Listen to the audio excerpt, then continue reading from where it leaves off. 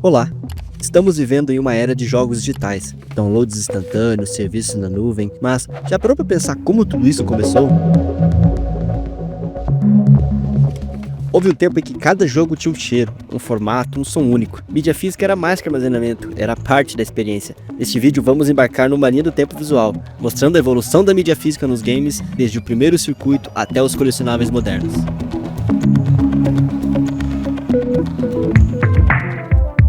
Tudo começou de forma rudimentar, mas revolucionária. Em 1972, o Magnavox Odyssey estreava como o primeiro console caseiro. Só que ao invés de cartuchos com jogos gravados, ele usava cartões com circuitos que ativavam funções internas. O jogador ainda precisava colar películas plásticas na tela da TV para simular os gráficos. E o mais curioso, não havia som nem pontuação. Tudo dependia de anotações manuais, estratégias feitas pelos próprios jogadores e muita criatividade.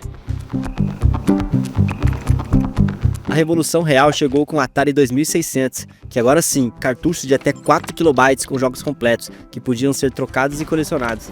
E entre eles um nome brilhou, Pac-Man.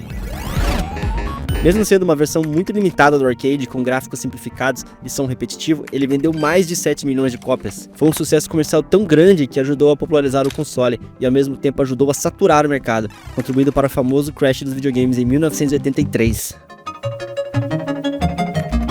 Quando a indústria parecia perdida, a Nintendo então encena com o Famicom, também conhecido como NES ou Nintendinho aqui no Brasil.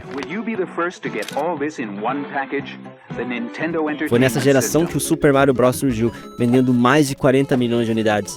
O jogo e seu cartucho tornaram-se ícones absolutos, reconhecíveis até por quem nunca teve um Nintendinho. No Japão, os cartuchos eram vibrantes e variavam de cor. Já no Ocidente, ganharam o famoso cinza fosco padrão e a mídia física que já começava a se tornar colecionável. Com a chegada dos 16 bits, os cartuchos evoluíram e não só em aparência, mas em poder. O Super Nintendo, por exemplo, passou a incluir chips extras dentro do cartucho, como o Super FX, que permitiu gráficos poligonais em jogos como Star Fox. Já em The Legend of Zelda: A Link to the Past, trouxe mapas enormes, trilhas épicas e a função de salvar direto no cartucho.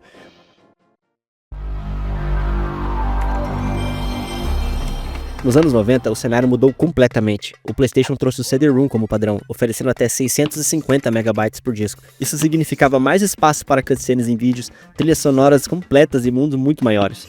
Final Fantasy VII, por exemplo, foi o símbolo dessa transição, com 3 CDs, visuais impressionantes e uma experiência cinematográfica nunca vista antes. Enquanto isso, a Nintendo mantinha os cartuchos do Nintendo 64, com tempos de carregamento mais rápidos, porém menos espaço, e agora a mídia física se tornava parte estratégica das escolhas criativas e técnicas de cada console. Com o PlayStation 2, a Sony trouxe os DVDs para o mundo dos games. Agora com até 8,5 GB por disco, os jogos ganhavam ainda mais ambição e qualidade. GTA San Andreas foi o grande destaque da geração, vendendo mais de 17 milhões de cópias físicas no PlayStation 2.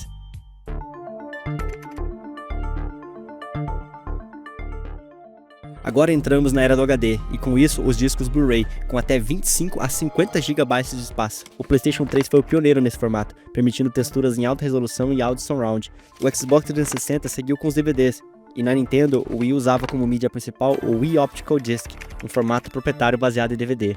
E falando em Wii, o seu grande sucesso foi o Wii Sports, que já vinha pré-instalado nos consoles. Ele se tornou o jogo mais vendido da geração.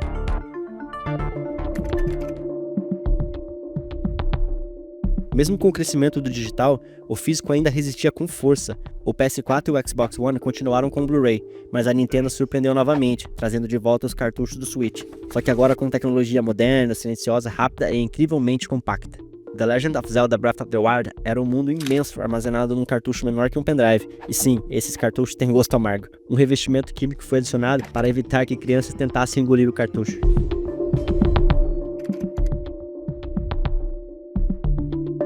Agora na geração atual, os discos atingiram seu auge com o Blu-ray Ultra HD, mas os serviços digitais e a loja online cresceram como nunca. Ainda assim, os fãs da mídia física continuaram firmes. Prova disso foi Elden Ring, um fenômeno global que teve sua edição física de colecionador esgotada na pré-venda. Porém, nem tudo é como antes. Muitos jogos físicos hoje trazem apenas parte do conteúdo no disco, ou até mesmo só um código para download. Obrigado por assistir esse vídeo. Não esqueçam de se inscrever e até o próximo vídeo.